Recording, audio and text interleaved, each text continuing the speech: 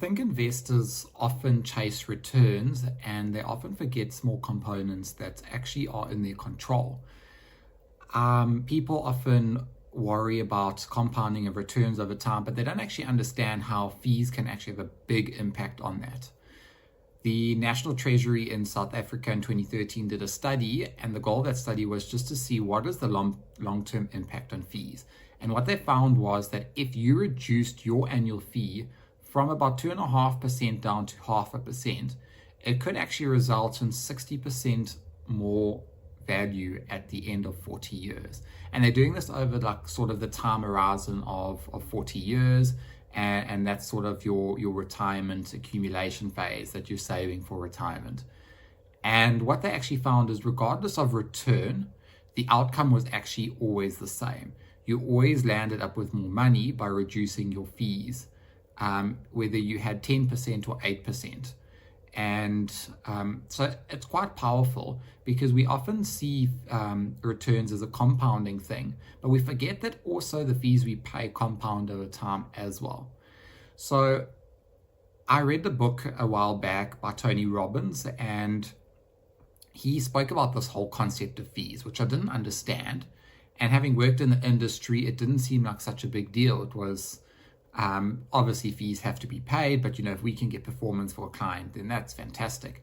But only when you start understanding the impact of fees do you go, actually, this is another area we should be looking at. So I wanted to build on what Tony Robbins had said and show you a practical way to actually look at it and show you the long-term impact of it. And one of them he actually showed as well, how much does a fee erode the value of your money over time?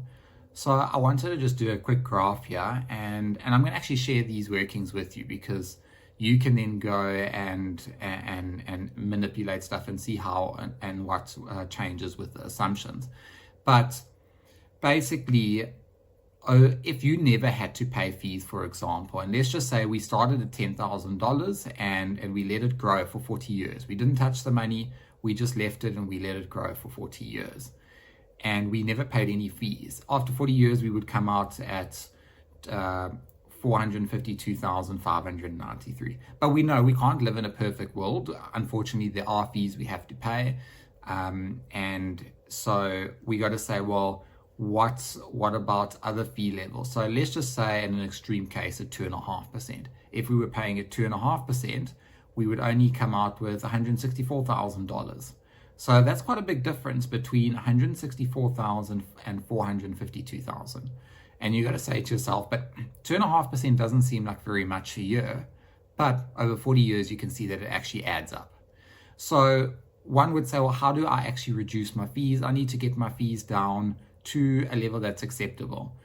So let's just say between 0.5% and 1%. So you can see your outcomes are much better if you can reduce your fees. And keeping all the same, we got a same return assumption over that time period. So your return actually has no effect on it. In this scenario, I've worked with a 10% return.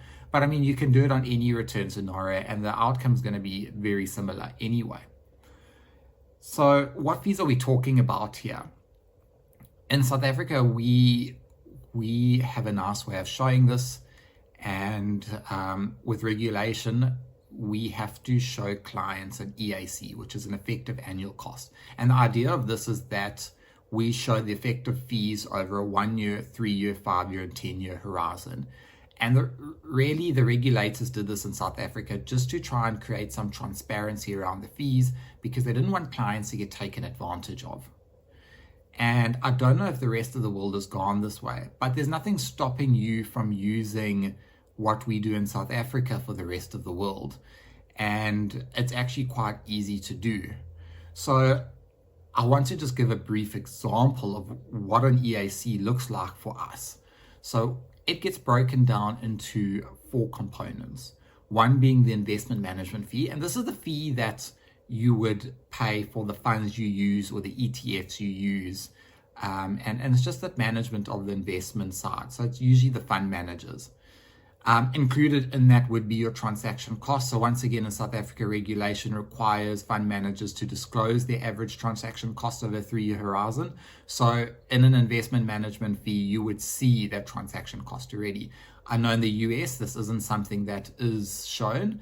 I know most fact sheets for funds and ETFs show an OCF, which is basically just your annual cost without transaction costs. So it isn't always very transparent in terms of that, but you can always go and search for that information. I'm sure they are required to disclose it. Another fee would also be your advice fee. In South Africa, the maximum we can take is 1.5%, but obviously you negotiate your advice fee with your advisor and you're sort of looking for value of money. And also keep in mind, all these fees that I am showing include South African VAT, so it will differ for the rest of the world. Then there's also an administration fee. So this is the fee that you would pay to the platform or the management company who holds your investment. So let's just say, for example, in South Africa, it's 91. If you are in the US, it could be, for example, a Charles Schwab account. And across the world, I mean, basically any person or any brokerage that's holding custody of your assets. Platforms often charge you a fee for holding assets. However, brokerage accounts typically don't. They only charge you a transaction fee. But nonetheless, you can all add that up. And then they've got a catch-all other section. And the idea of this was some products might have penalties on them if you left. So what would be the effect of those penalties? If you have a discretionary agreement where your advisor, for example, has full discretion over trading investments and that, it's usually a cost there of that as well. And that gives you your total effective cost. Now, we can see that it comes out, and just this example I'm showing here, at 2.26%. And you're probably thinking back then to my graph, well, that's quite high. And I think this is when it needs to become a little bit more clear at sometimes what fees are important and what fees aren't. So the thing to keep in mind is the investment management fees that are shown here are already deducted whether we like it or not. And what we need to know actually is the fees, the returns we get are already after those investment management fees. And that's just unfortunately the way the markets work. So I'll give you an example. If you were in, for example, the Jupiter Marion fund, and they reflect a return of, call it 10%, that 10% return they're showing on that fact sheet is after fees. So the return you get is the return after fees. And it's important not to then double count this in this exercise, because you don't want to then make it seem worse than it really is. Keep in mind now, other fees are deducted after returns. So you get your return, you still got to pay your advisor, so an advice fee comes off. You still got to pay the administrator who holds custody of your assets. There's another fee there. If you're trading and you've got trading costs, for example, because you're holding securities like equities or ETFs, and when you trade in that, there are costs that come off there, but that's an as and when cost. So you would just take into account where fees are already deducted and already included in your return figure, and fees that are not. So when you actually look at this example, you can see then the only fees here that haven't been deducted from the return that we've been given on a fact sheet, for example, is 0.98 and 0.49. So then you say, okay, so the fee I've got to then take into account after my return is 1.47. So if you then go and look at the return that you've got, keep in mind that it's net of investment management fees, and let's just say it's 10%. You still got to pay away to your advisor, which in this case 0.98%, and your administration of 0.49%. So you come out roughly about 8.5% return. Let's just say if it was a 10% return. So you can see, even though you earn 10% minus the fees, you're only at 8.5%. And you basically got to say to yourself, well, how do I minimize that and get more return in my own pockets? So we understand that, unfortunately, the investment management fee is what it is, whether we are in an actual fund, like a UCITS fund, or we are in an ETF. So keep in mind that you still have active management funds that charge higher fees. And you sort of just got to say, well, am I getting the return for the fee I'm paying? Or should I rather just be in an index fund and get the same return at a cheaper fee? But keep in mind the returns you're getting are after fees anyway. So that fee discussion, I say, at the investment management level is sort of mute, because if you're getting the same return, whether it's a passive fund or a mutual fund, those returns are net of fees. You're getting the return at the end of the day. But when it comes down to, for example, an advice fee, you got to say to yourself, is the advisor giving me value for money? If he, for example, is not, and he's doing things that you could just do ordinarily by yourself, then you got to say to yourself, well, maybe no, I don't need an advisor, I should go do it myself. But if the advisor at least is giving you some other added benefits, then absolutely consider it. Negotiate it with your advisor, because your advisor might be helping you with tax matters as well. He might be helping you with specific structuring or succession planning. And sometimes you don't, you then say, actually, I am getting value for money. And then another fee you actually have control with is the administration fee.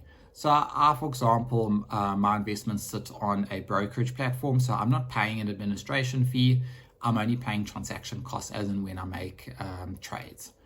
So you really have options there. So even if you are paying an administration fee, you can always try and find an investment platform that charges less of a fee, that's more competitive. And that's another way. But obviously I know it does come a bit of admin work to try and move your investments to another platform and going through that. But you got to say, over a 40-year period, is it going to benefit you? Well, absolutely yes, it's going to benefit you. I know I've done this just on a hypothetical basis, but the theory and the logic behind it still applies to your investments. If you can reduce your fees and the fees that actually matter, then absolutely you're going to have better outcomes over that long term. So keep in mind the fees that you are paying. If you like the sort of content that I do, consider subscribing, leave a comment. I respond to all of my comments. And if there's any specific research or analysis you'd like me to look at, I'm more than happy to. Thank you. Cheers. Bye.